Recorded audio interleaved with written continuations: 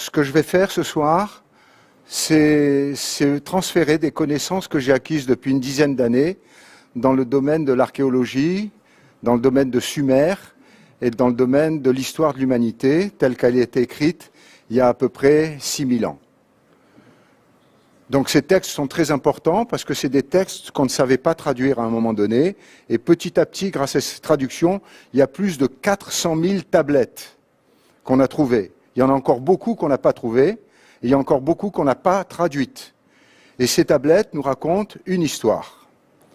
Et je vais partager avec vous cette soirée dans 3 directions différentes. La première, ça va être de savoir si, comme les universitaires le disent, on a affaire à des mythes, c'est-à-dire à des histoires qui reposent sur une part de vérité, mais qui sont des histoires racontées sans réalité et sans rapport avec la réalité vécue. Soit on a des mythes, soit on est dans la réalité. Et je vais travailler avec vous sur des textes anciens qui sont traduits, et il n'y a pas de discussion sur la traduction. Il y a des traducteurs différents qui traduisent les mêmes tablettes, et ils vont avoir un style de traduction différent, mais le fond de la traduction est toujours le même, et il n'est pas remis en question. Donc ça, c'est un point très important. Deuxièmement, je vais aller avec vous dans la direction de la génétique. La génétique, l'ADN, le génome, et on va voir ce qui s'est passé il y a 6000 ans, et même avant, il y a 300 000 ans, et on va voir quelles sont les connaissances actuelles dans ce domaine-là. Et on va voir si c'est la même chose dont on parle, ou si c'est des choses différentes. Si c'est des choses différentes, à ce moment-là, on pourra dire que c'est des mythes, mais si c'est la même chose, alors c'est des réalités vécues. Et donc ça va être le deuxième point. Et le troisième point, ça va être d'aller dans le sens de, puisque ces gens-là étaient des gens qui s'appellent des Anunnaki. An, ça veut dire le ciel, Una, ça veut dire descendre, et Ki, ça veut dire la terre. Et les Anunnaki sont descendus du ciel sur la terre. Alors on va dire le mot tout de suite, c'est des extraterrestres. Alors est-ce que c'est du flan? Est-ce que c'est des histoires? Ou est-ce qu'il y a des parts de vérité là-dedans? Et quelles sont les parts de vérité?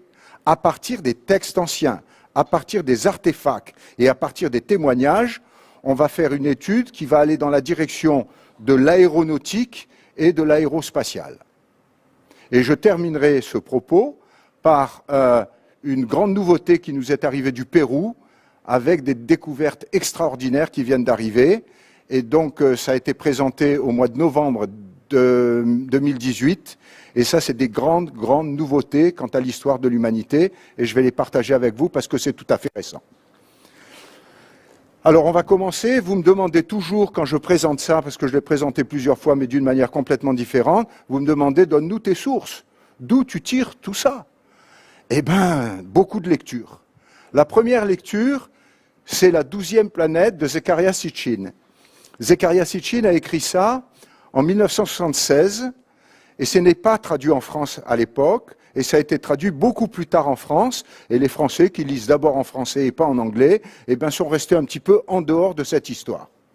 Zecharia Sitchin est un juif russe qui est allé un petit peu en Israël et qui a fini à New York et qui est mort en 2010. C'est un gars qui a une connaissance encyclopédique de plein de domaines, et en particulier, c'est un des rares au monde qui traduit le sumérien dans le texte. Il y a peut-être des gens comme ça, il y en a peut-être une dizaine qui sont capables de faire ça avec le sumérien, qui est une langue très difficile.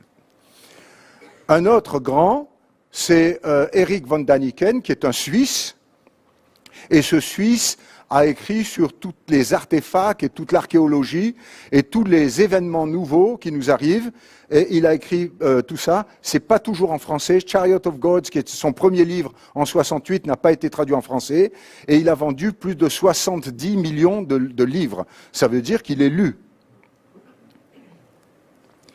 L'autre, qui est arrivé plus récemment dans l'histoire des textes anciens, c'est Mauro Billini, c'est un Italien qui a commencé à écrire en 2016.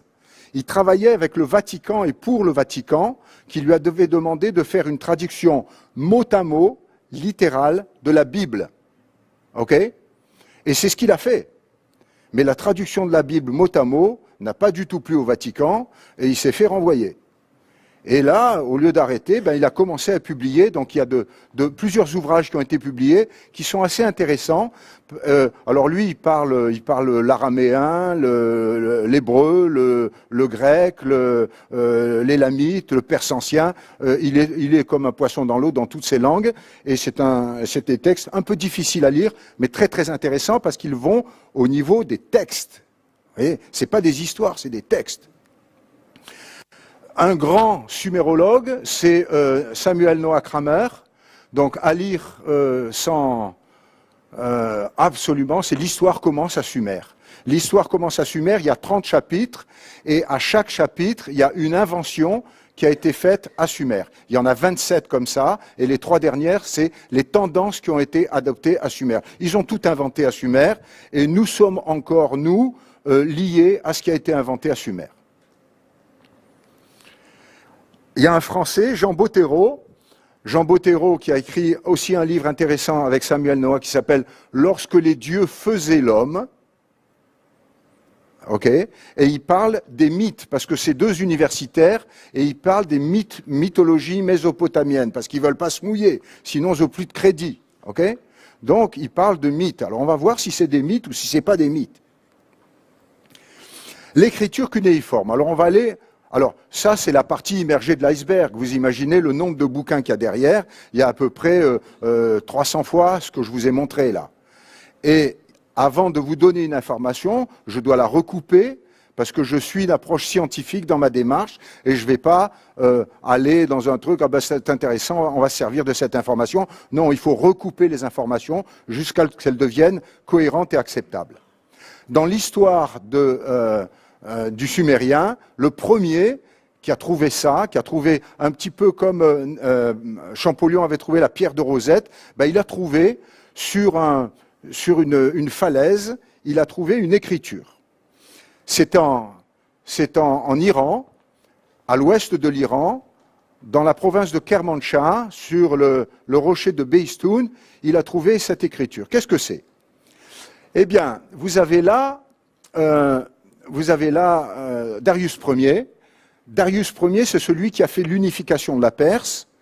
Et Darius III, c'est celui que Alexandre le Grand a battu. Okay. Donc c'était à peu près, ça c'est moins 500, et Alexandre le Grand, c'était moins 250. Donc Darius Ier, qui est accompagné de ses généraux, avec les arcs et les flèches, il a battu ces 9 rois, et il a fait l'unification de la Perse. Vous voyez, ils sont enchaînés, ils ont le cou attaché les uns aux autres, et il y en a même un qui est couché par terre, et il y a Darius Ier qui met son pied dessus, c'est lui le vainqueur. Alors cette histoire est intéressante, mais ce qui m'intéresse surtout, à vous montrer, c'est ça. Qu'est-ce que c'est que ça? Qu'est-ce que c'est que ça? Eh bien, ce que vous voyez avec ces ailes étendues comme ça, et le rond au milieu avec un personnage, c'est le signe de la planète d'où viennent les Anunnaki. Ça s'appelle la planète Nibiru. Alors, on va en parler, bien sûr, de la planète Nibiru. Donc, ce signe-là, vous le voyez quand vous allez en Iran aujourd'hui. Voilà comment est représentée la planète Nibiru. Il y a différentes représentations comme ça, qui ont suivi dans l'histoire pour représenter des choses un peu différentes. Ou alors 4 comme ça, vous voyez une espèce de croix. Ça, c'est toujours la planète Nibiru dans les textes anciens. Et là, je vais vous montrer le panthéon des dieux Anunnaki pour que vous compreniez un peu qui est qui et vous avez besoin de savoir. Alors, vous n'allez pas tous les connaître, mais on va simplement voir le premier qui s'appelle Anu. Anu, c'est le patron.